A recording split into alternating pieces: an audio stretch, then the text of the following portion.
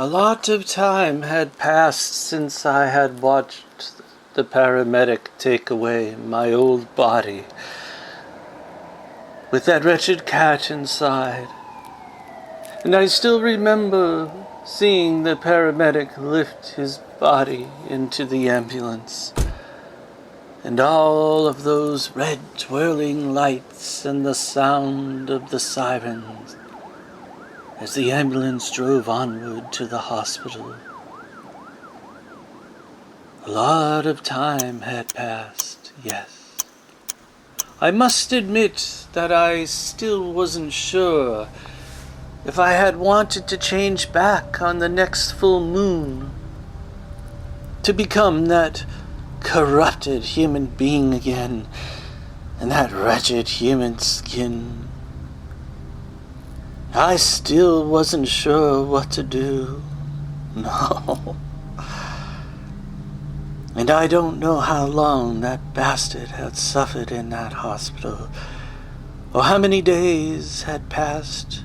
Perhaps a week, perhaps 2.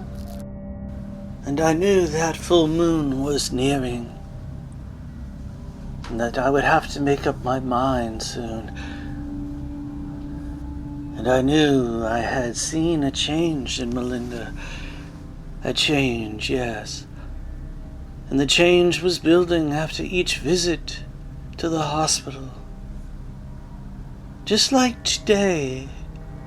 Just like now. As she entered this bedroom and I laid there on the pillow with my tail flapping to the sheets, and I watched her change out of her clothes, the bare skin, the pink places, before she slid the robe on, and then she came over. Her fingers in my hair, soft and kind. "Danny's better," she said. "A lot better now. I think he's changed. There's something different about him, my dear. I'm not sure what, but I like the change. I like something about him. He's different. He's somehow not the same." Yes, my fears began to take hold again. The worst imaginings. Suddenly I sensed a secret building in her, something she had wanted to say, something else, but she was holding back, as if she knew I could understand and that I might be hurt, as if she knew.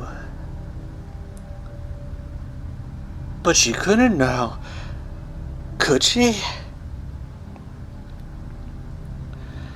Oh, my heart started to beat again.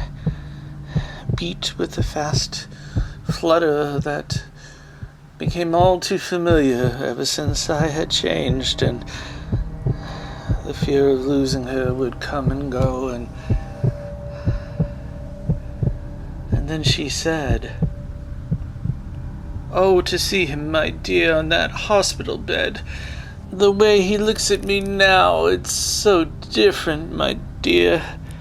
The way his hand feels in mine when I sit there, and the touch and the glance, a sparkle in the eye. Different, he's different, my dear. Confessions, I thought to myself. The truth is always hard to take when the truth doesn't go your way, when it doesn't align with the way you want the truth to be. Such is life. Such is this life, one of the 9 lives, I suppose, that I now have inside of this cat body. Does it take 9 lifetimes to escape such madness? The madness of humanity that surrounds you, the madness of what may never be. If you are to become human again. I watched Melinda light the candle, and then she dimmed the lights.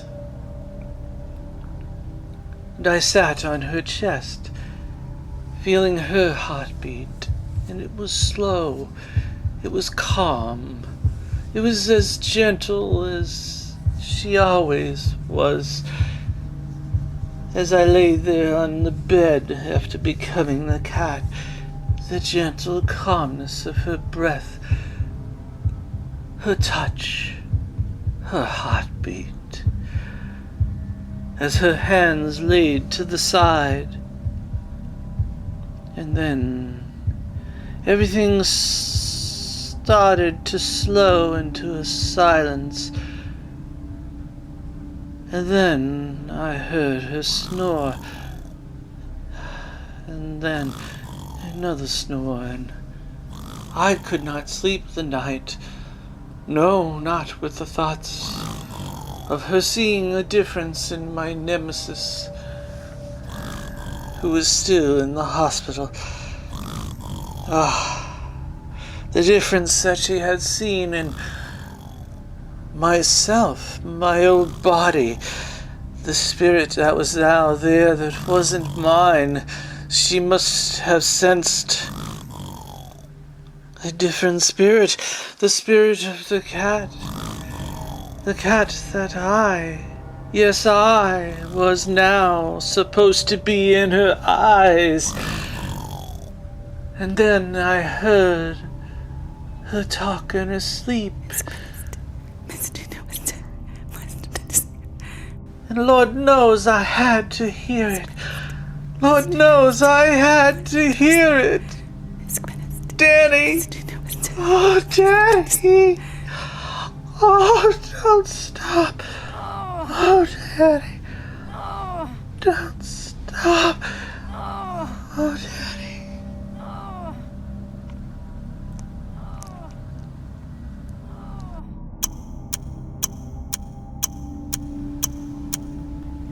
I didn't sleep a wink that night. I was grateful when the morning came, though I quickly became ungrateful. I swear something was different in the way that she was looking at me, and a sense of dread had set in, and I'd meow, roll over for her to rub my belly like she always would. But that was starting to change too. A loss of affection. And so I would meow again and again. And roll over again and again.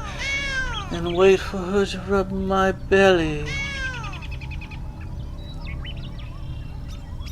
But as I said, it all was starting to change. All the alienation that I felt, the loneliness that had returned since I had been in this body. I sensed I was losing her yet again.